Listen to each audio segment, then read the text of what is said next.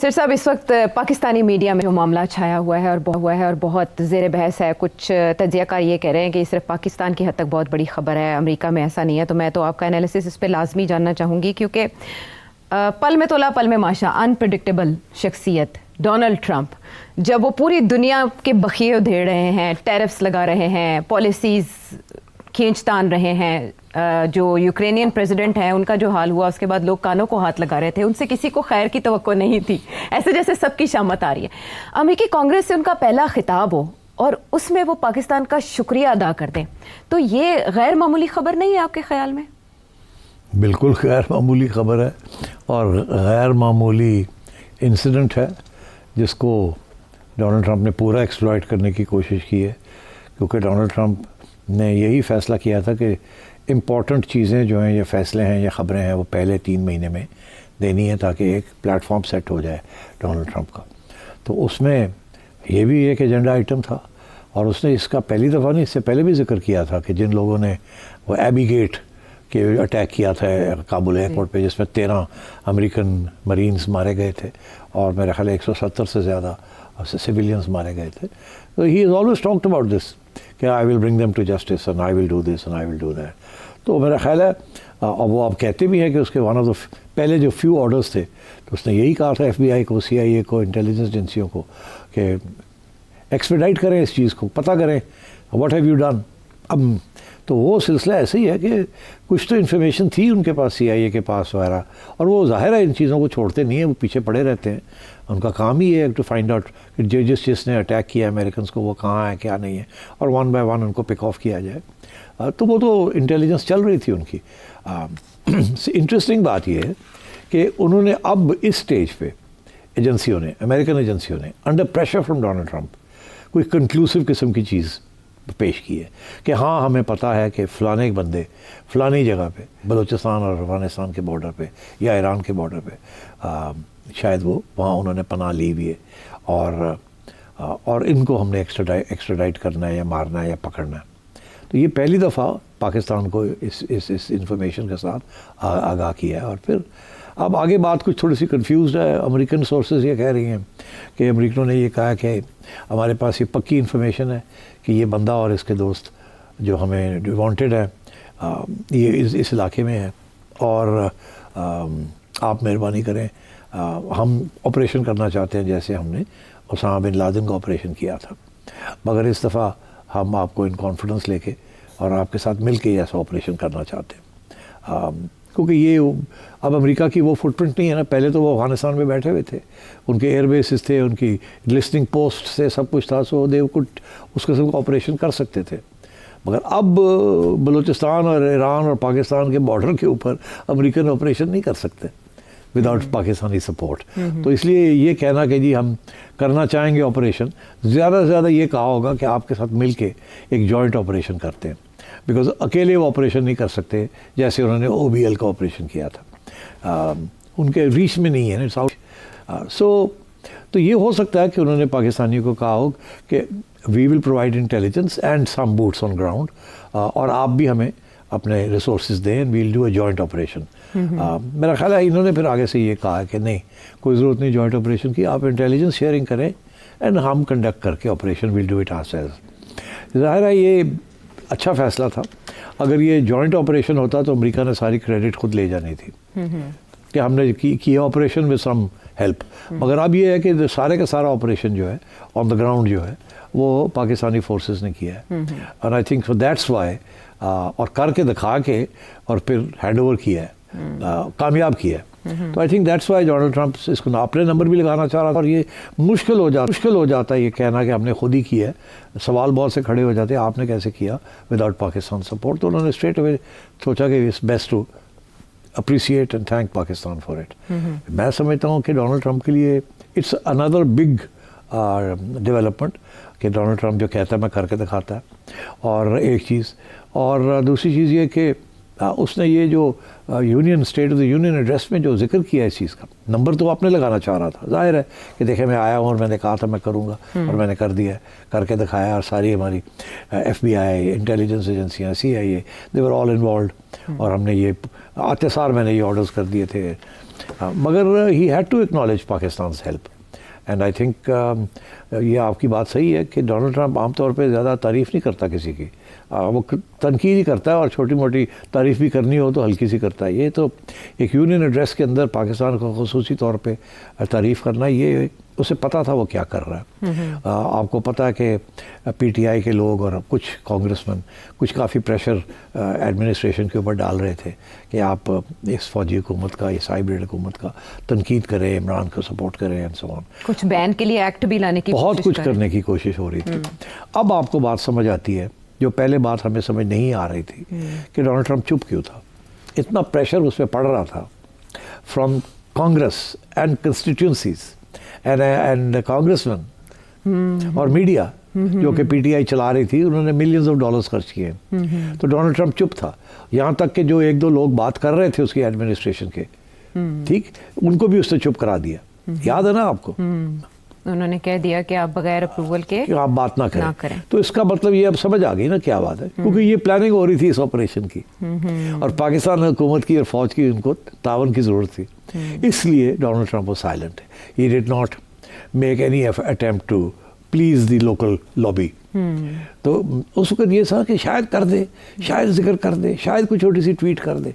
उसने बिल्कुल परहेज किया। अब आपको समझ आएगी उस बात की कि क्योंकि ये ऑपरेशन को कम से कम महीना डेढ़ लग गया होगा इसकी प्लानिंग के अंदर, ठीक है ना, बिकॉज पहले अमेरिकनों ने चेक किया, फिर काउंटर चेक किया, फिर उसके बाद रब्ता किया पाकिस्तानियों के साथ। पाकिस्तानियों ने कहा अच्छा हम आपको सोच के बताते हैं ऐसी बात है कि नहीं है। फिर इन्होंने आपस में इंटेलिजेंस एजेंसियों ने बैठ के सर बैठाए होंगे कि जी गवर्नमेंट को कॉन्फिडेंस में लिया होगा शहबाज साहब को कि भई अब हमने क्या करना है। फिर ये फैसला हुआ होगा कि तावन करना चाहिए, इट्स अ ग्रेट अपॉर्चुनिटी। फिर ये पूछा होगा कि हम कर भी सकते हैं कि नहीं।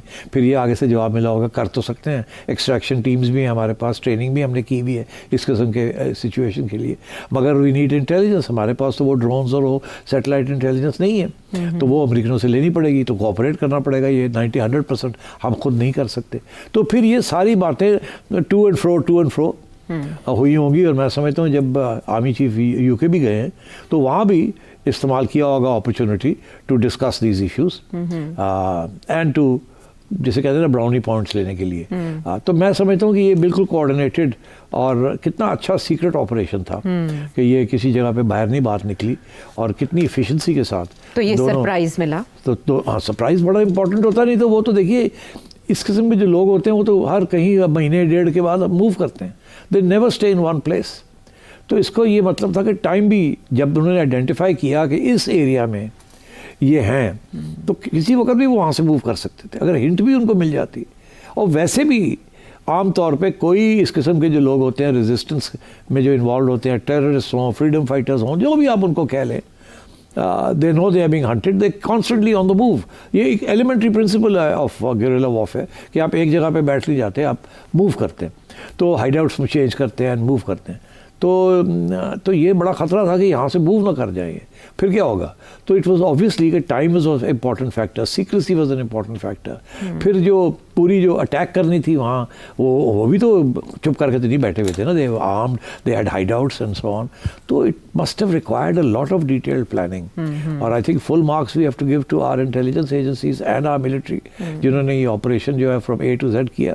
And of course American intelligence helped and एक जॉइंट ऑपरेशन हो गया। मैं आपसे पहले भी कहता था कि अमेरिकन मिलिट्री एंड एजेंसीज़ और हमारी मिलिट्री एंड एजेंसीज़ के बड़े क्लोज तल्लुकात हैं और कभी भी एक दूसरे को ये के ख़िलाफ़ नहीं जाते, सपोर्ट करते हैं। और मेरा यही मौक़िफ़ रहा है कि पाकिस्तान की जो इस वक्त जिस किस्म की हुकूमत जो भी है उसको प्रोटेक्ट करने के लिए अमेरिकन मिलिट्री जो है वो पाकिस्तान की साइड लेगी। They will not go bye political considerations. And ये अब क्लियर हो रहा है कि 1.5 महीने से, जनवरी से लेके अब तक ये प्लानिंग हो रही थी इस चीज़ की, बिकॉज वो खुद अमेरिकन कहते हैं हमने जनवरी के अंदर as soon as Donald Trump came इसने ऑर्डर्स किया, हमने चेक वेक किया, हमने इंक्रीज कर दी सर्वेलेंस और हमें विद इन 15 डेज पता चल गया कि ये सिचुएशन है। और हमने पाकिस्तानियों के साथ शेयर की और पाकिस्तानियों ने फिर कहा हम भी कंफर्म करते हैं, इन्होंने अपने सोर्सेज इस्तेमाल किए होंगे। फिर जाके कॉन्फर्मेशन हुई, फिर फर्दर रेकी हुई, फिर सैटेलाइट डेवलपमेंट्स हुई, फिर प्लान्स बने। It was a full-fledged, I must say, very impressive operation. And I think to answer your question, it is very important in the development. आपने देखा डोनाल्ड ट्रंप ने किस तरीके से वो जो प्रेशर बिल्डअप कर रहा था, जो पीटीआई और बाकी लोग बिल्डअप कर रहे थे, उसको डिफ्लेक्ट कर दिया। और अब आगे भी कुछ ऐसे इश्यूज आ रहे हैं बिटवीन अमेरिका एंड पाकिस्तान, जिसमें Pakistani intelligence and Pakistani military will be directly involve.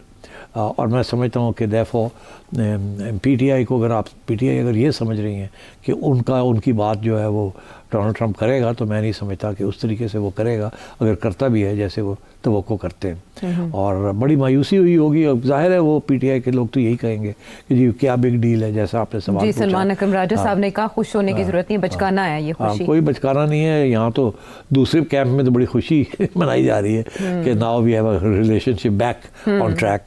और एंड इट्स ट्रू, क्योंकि आगे जो इश्यूज है we can discuss those also. वो क्या इश्यूज हैं जिनका इशारा आप कर रहे हैं?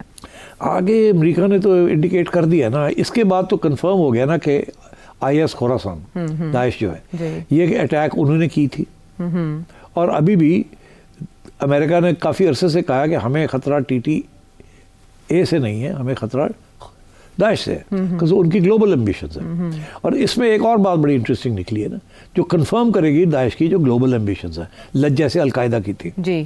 वो ये कि इसमें कुछ ये भी एडमिट किया ना शरीफुल्लाह ने कि इन्होंने किस तरीके से रशिया के अंदर मॉस्को में जो ओपेरा के करीब जो अटैक हुआ है वो भी इन लोगों ने प्लानिंग की थी।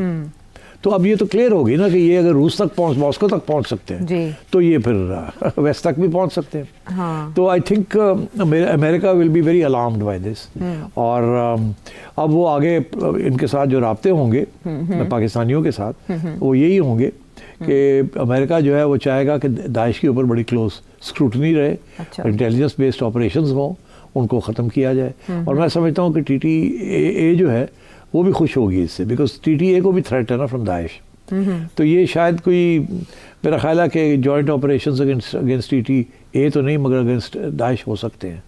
वो कैसे होंगे, I don't think there will be a military intervention, but selected assassinations वगैरह हो सकते हैं जिसमें Americans might share some intelligence with the Pakistani secret agencies might get into operations, and from time to time आपको खबर मिलेगी कि फलाना assassinate हो गया है, आपको पता ही नहीं लगेगा किसने किया किसने नहीं किया।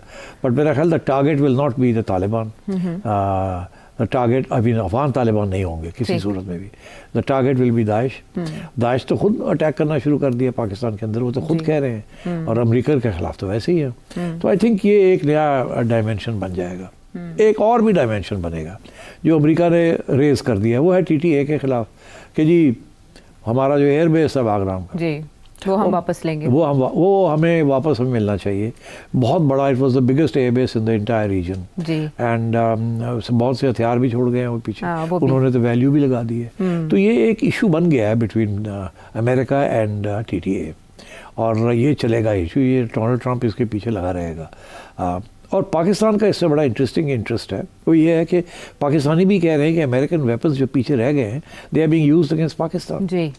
ये एक और हैंडशेक का between Pakistani agencies and American agencies एक और एक प्लेटफॉर्म बन गया फॉर हैंडशेक, बिकॉज एक कहता है हमारे हथियार वापस मिलने चाहिए, दूसरा कहता है बिल्कुल आप ले जाए अपने हथियार, ये हमारे खिलाफ इस्तेमाल हो रहे हैं। तो आई थिंक ये एक और एरिया बन गया है, मगर ये बहुत मुश्किल एरिया है। उसकी वजह यह है कि अमेरिकन कोई थ्रेटन तो तालिबान को नहीं कर तो सकते हैं, मगर कोई फ़ायदा कोई नहीं, और कोई तरीका नहीं है उनके पास वो वेपन्स लेने का।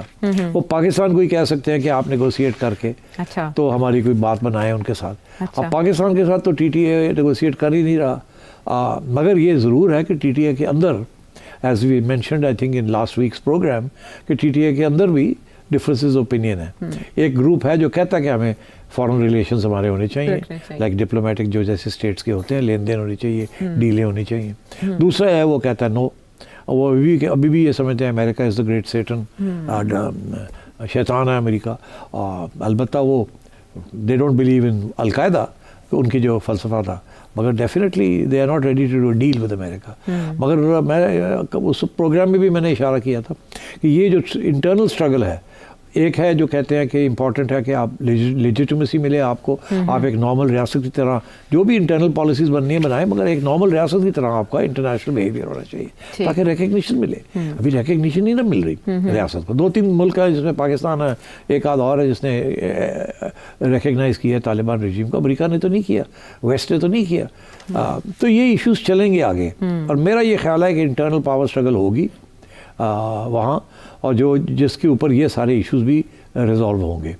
और तो फिर उस वक्त अगर ऐसे होता है कि नॉर्मल रिलेशंस होते हैं, और अगर नॉर्मल रिलेशंस के तहत कोई डिप्लोमेटिक रिलेशंस भी बनते हैं, लेन देन होती है, तो उस लेन देन के अंदर ये इट इज़ इंटायरली पॉसिबल, आज नहीं, अगर इंटरनल पावर स्ट्रगल कामयाब हो जाती है against the Akhundzada, the current leader of the TTA, हाँ, अगर उनके खिलाफ वहाँ कोई और ग्रुप हावी हो जाता है, तो इट इज़ इंटायरली पॉसिबल कि कल को एक ऐसी डील हो जाए कि ये अमेरिका के हमें आपको इतने पैसे देते हैं और ये हमारे हथियार हैं, ये वापस करते हैं आप। अमेरिका में buy back it's weapons, but the buy back may not be कि हम वेपन्स खरीद रहे हैं, it may be in the form of recognition, it may be in the form of aid for various things, it may be in the form of trade concessions वगैरह वगैरह। तो कोई deal हो सकती है, मगर अभी वही उसकी कोई चांस नहीं है। मगर ये इशू है for the Americans and for the Pakistanis. तो पाकिस्तानी और अमेरिकन इसके ऊपर भी तावन करके तालिबान के साथ बातचीत करेंगे। तो मैं समझता हूँ एक तो ये जो आज हुआ इज़ वेरी इंपॉर्टेंट। कल को कोई और अटैक होती है तो again Pakistan will become important. अगर उसकी ओरिजिन्स अफगानिस्तान है, it will become important. And similarly I think on this question of the arms that were left behind, there will be issues, and I think Donald Trump will follow up on some of these issues. अगर उसने follow up ना करना होता तो ये इसकी बात ही ना करता कि जी $6 अरब के हमारे हथियार पड़े हुए वहाँ, ठीक, और पाकिस्तान भी ये ना कहता।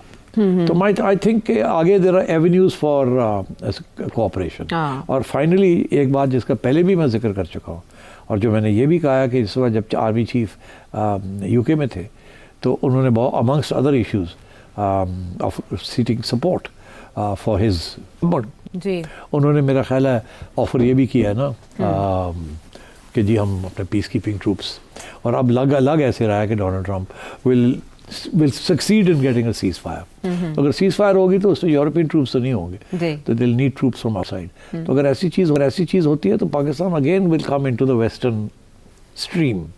तो मेरा ख्याल है that is one source of protection for this regime against Imran Khan and his populist support.